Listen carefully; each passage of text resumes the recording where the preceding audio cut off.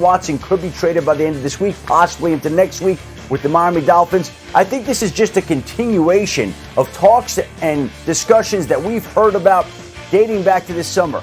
How many times have we heard it's close? How many times have we heard it could happen? It hasn't happened. It still could happen.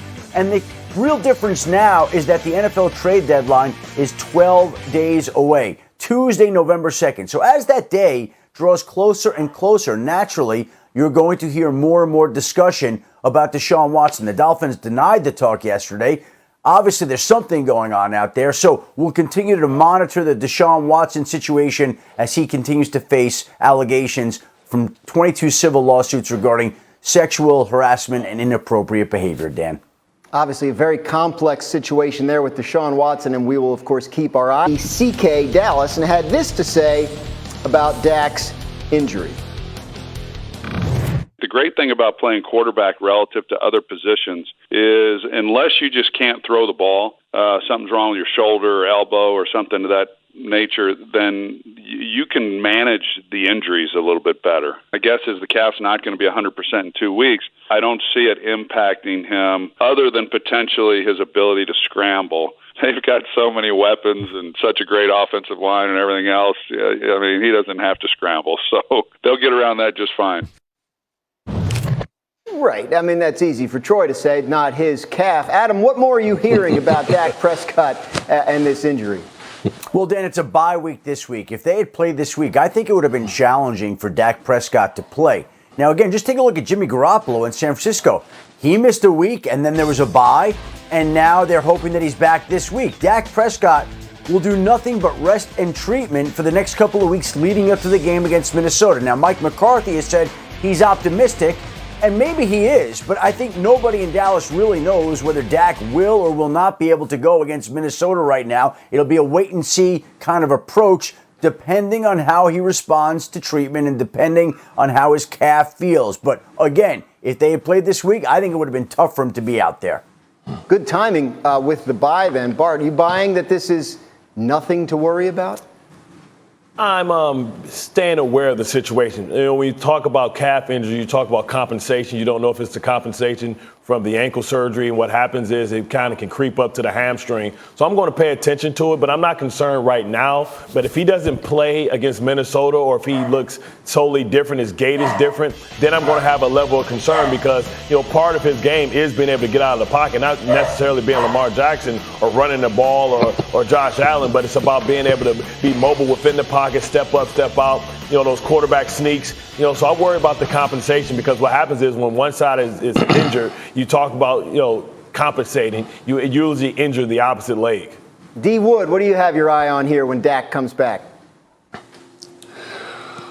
Well, listen, guys, I mean, Dak Prescott, he's second in the NFL in passing outside the pocket, only behind Patrick Mahomes. So you can't say that this is not a big part of his game. Now, they do have the bye week, give him more time to recover, but you know, that's clearly a part of Dak's game and what makes Dak so special as a quarterback. Now, they do have a lot of weapons, and Troy is exactly right about that, and they can run the ball. But, I mean, that's not something that I'm going to dismiss this whole calf thing because a lot of times these things lead to other things. So it bears watching, in my opinion.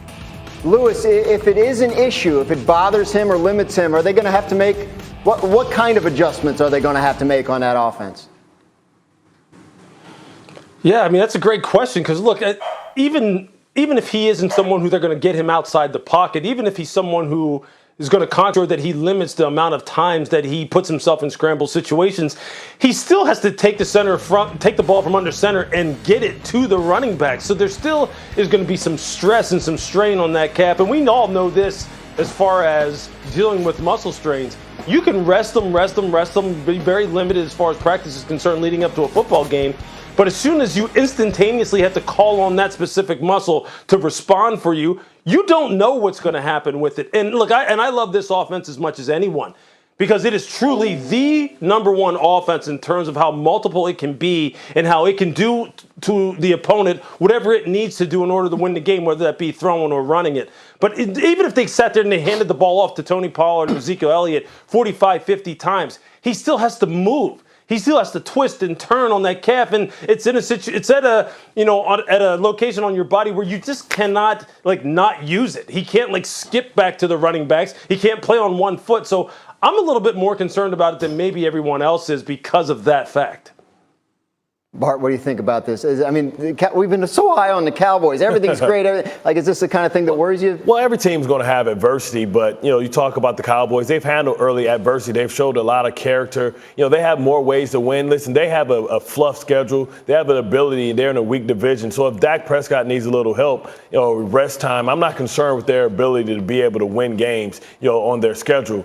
But you do worry about that because you understand that it's a marathon, not a sprint. You talk about these lingering injuries early on. I talk about compensation. You worry about the hamstring. You worry about the Achilles. Whenever you hear somebody having, those type of injuries, they can grow and become, worse things. So I worry about Dak, but I'm going to monitor it. But they said the same thing, and I had concern about the shoulder. The shoulder has been a non-factor with that. So I'm going to lean on the side of caution if I'm, the Dallas Cowboys understand that you have a tremendous lead on that division. That's true. I feel like we spent the whole month of August debating whether the Cowboys were telling us the truth about the shoulder injury. So I guess we'll take their word for it when we get it in terms of the calf. Cowboys 5-1, 3 games up in the East. It is now time to run the hurry up with Adam Schefter. Adam, take us through your notebook, starting with Michael Thomas.